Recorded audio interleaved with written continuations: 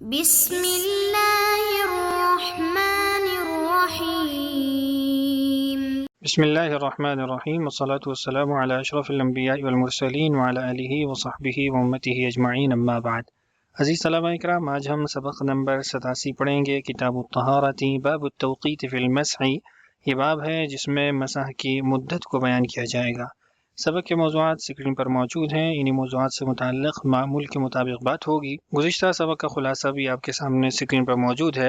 ہم نے گزشتہ سبق کے اندر باب المسح علی الخفین اس کو مکمل کیا تھا، اور 2-3 اسباق کا اکٹھا خلاصہ آپ کے سامنے آیا تھا۔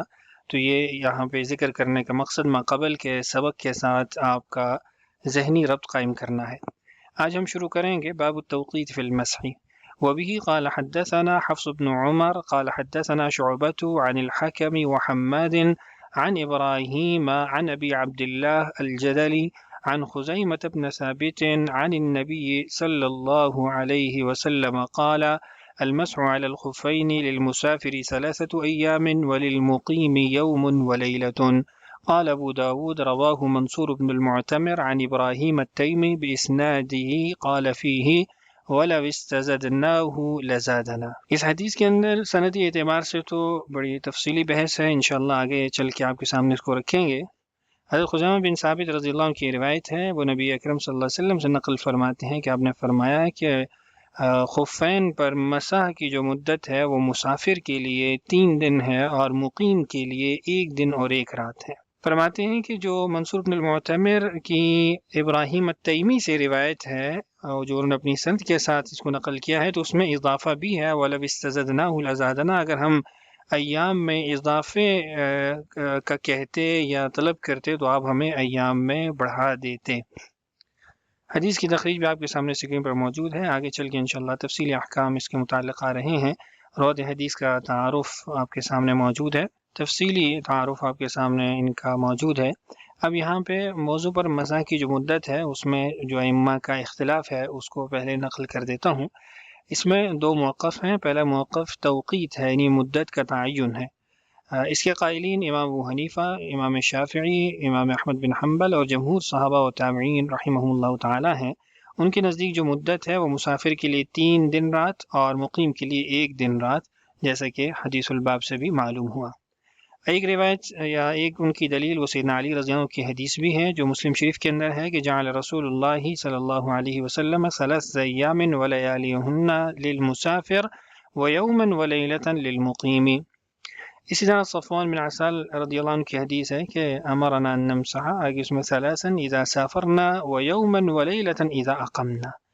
اسی طرح توقیت فی المسح کی جو روایات ہیں وہ تقریباً 18 صحابہ سے منقول ہیں، جن کو سنن ابی داؤد کے حاشیہ میں نقل بھی کیا گیا ہے، اور آگے جب سنن ترمذی کی روایت آپ کے سامنے آئے گی تو اس میں بھی تقریباً 60 سے 8 صحابہ رضی اللہ اجمعین کے نام موجود ہیں جن سے توقیت فی المسح کی روایات منقول ہیں۔ دوسرا جو موقف ہے عدم توقیت کا، یعنی مدت مسح بالکل نہیں ہے، اس کے قائلین میں مشہور قول کے مطابق امام مالک ہیں، امام لیث بن سعد ہیں اور امام شعبی ہیں۔ فرماتے ہیں کہ مسح کے لیے کوئی وقت مقرر نہیں، جب تک موزے نہ اتریں مسح کرنا جائز ہے۔ ان حضرات کے جو دلائل ہیں ان میں ایک تو حدیث انس ہے، اذا توضأ احدكم ولبس خفيه فليصلي فيهما وليمسح عليهما ثم لا يخلعهما ان شاء الا من جنابة۔ نماز پڑھتا رہے، موزے پہن کے مسح اس پہ کرتا رہے، ہاں جنابت ہو جائے تو وہ اس کو اتار لے۔ مستدرک حاکم کی روایت ہے۔ اسی طرح حدیث ابی ابن عمارہ بھی ہے کہ انہوں نے 7 دن کا پوچھا تو آپ صلی اللہ علیہ وسلم نے فرمایا نعم وما بدا لک۔ یہ آگے آ بھی رہی ہے ان کی ایک روایت، اس میں بھی انشاءاللہ ہم تفصیلی طور پہ کلام کر لیں گے۔ عدم توقیت کی جو دلائل ہیں ان پر جو جمہور کی طرف سے رد کیا گیا ہے وہ یہاں آپ کے سامنے موجود ہے کہ روایات کا ضعف۔ امام نووی بیہقی کے مطابق عدم توقیت کی احادیث سیدنا انس والی ہو، ابی ابن عمارہ یا عمارہ دونوں طرح اس کو پڑھا جاتا ہے، ان کی روایت ہو، یا پھر جو ابراہیم التیمی کی روایت میں اضافہ تھا وَلَوْ اسْتَزَدْنَاهُ لَزَادَنَا، یہ ضعیف اور مضطرب ہیں، صحیح احادیث کا مقابلہ نہیں کر سکتی۔ اسی طرح نیچے جو وَلَوْ اسْتَزَدْنَاهُ لَزَادَنَا والی جو روایت تھی اس کو آپ دیکھیں تو اس میں اس بات کی صراحت موجود ہے کہ الاحکام لا تثبت بمثل هذا، کہ یہ ایک ظنی بات ہے، اس سے احکام کا ثبوت نہیں ہو سکتا۔ آگے چل کے آپ علامہ خطابی رحمہ اللہ کا قول بھی پڑھیں گے اور مزید تفصیلات بھی وہاں دیکھ لیں گے۔ اسی طرح حضرت عمر رضی اللہ عنہ کے عمل کی طرف نسبت کی جاتی ہے کہ انہوں نے اصبت سنہ کا قول کہا تھا جب عدم توقیت بیان ہوئی، تو فرماتے ہیں کہ ان کا اپنا اجتہاد ہو سکتا ہے، اور اگر حقیقت دیکھی جائے تو ان سے بھی صحیح سند کے ساتھ توقیت ہی مروی ہے۔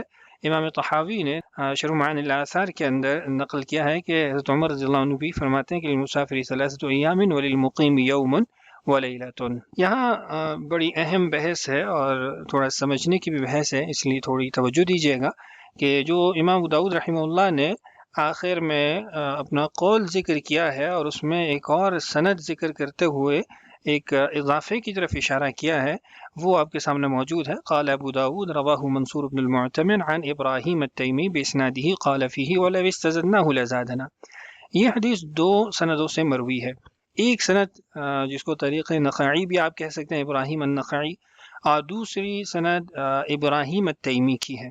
امام ابو داؤد رحمہ اللہ نے پہلے ابراہیم النخعی کی سند کو ذکر کیا اور پھر اس کے بعد ابراہیم التیمی کی سند کو کے ساتھ حدیث کو نقل کیا ہے۔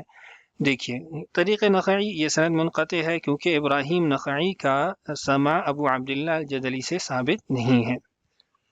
طریق تیمی یہ سند متصل اور راجح ہے، جیسا کہ امام ترمذی اور اکثر نقاد حدیث نے صراحت کی ہے۔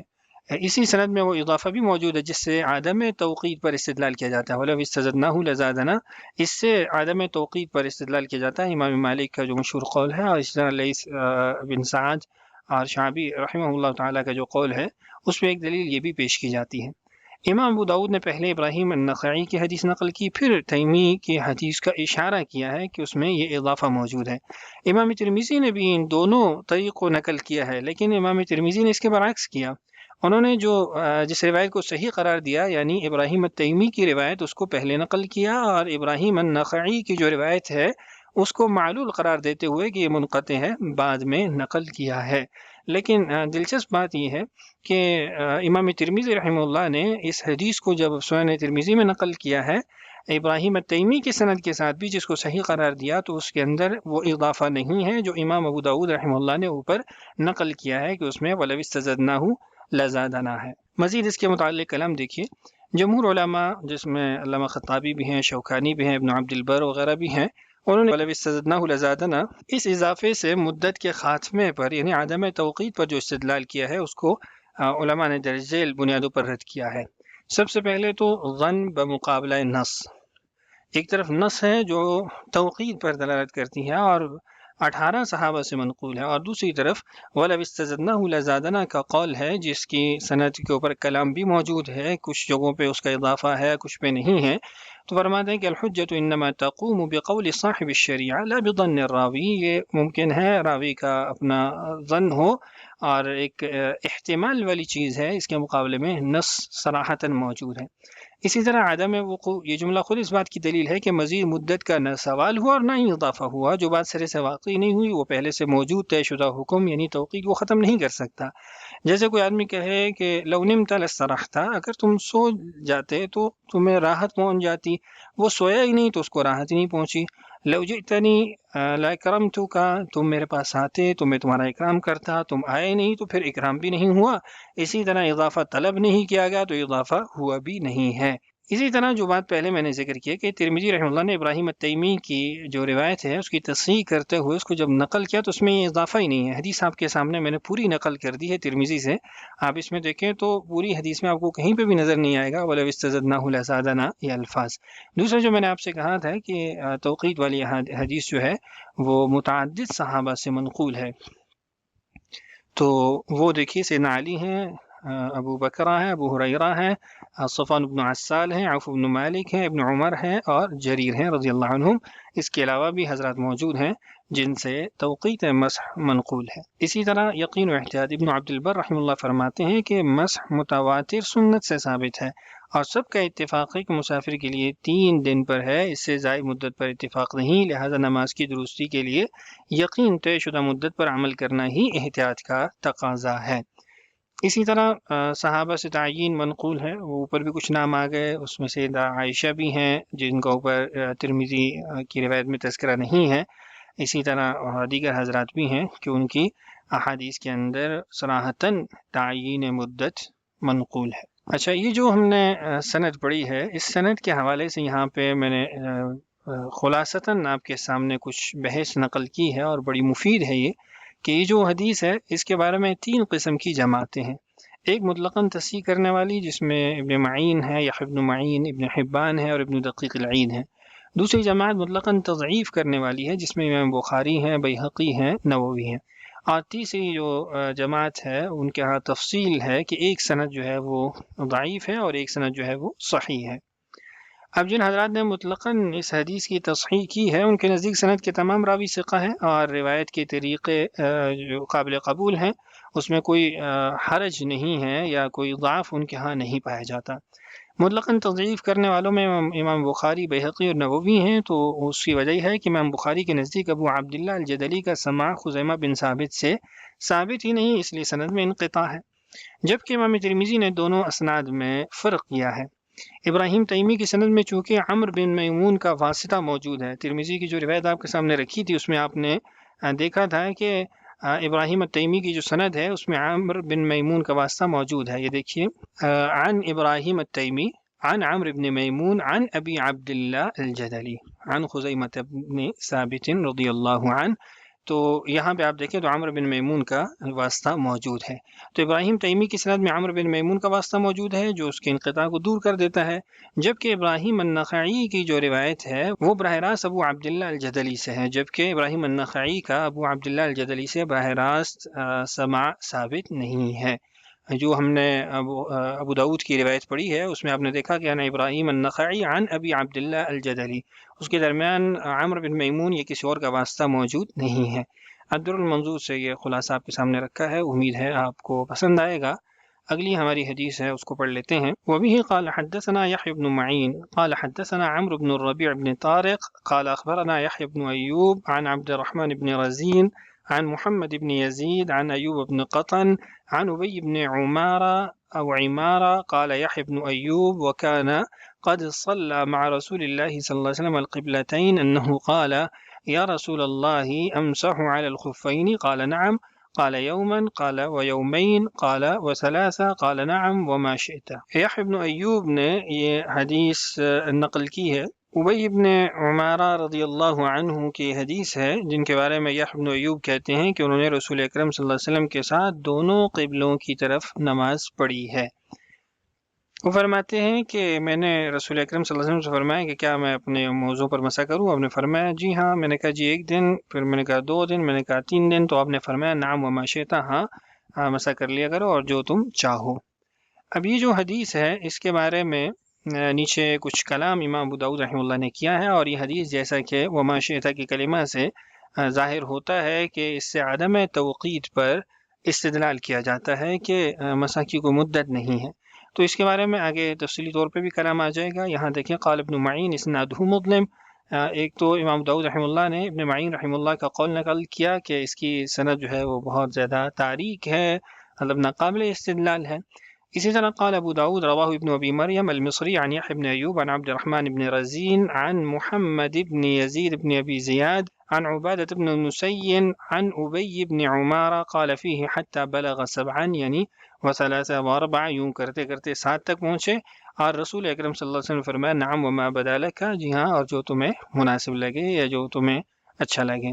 قال ابو داود وقد اختلف في اسنادی وليس بالقوی وقد اختلف فيه على یحییٰ بن ایوب، یہاں پہ انہوں نے اس سند پہ حکم بھی لگایا کہ یہ سند قوی نہیں ہے اور اس سند میں بہت اختلاف ہے، یعنی اضطراب بھی موجود ہے۔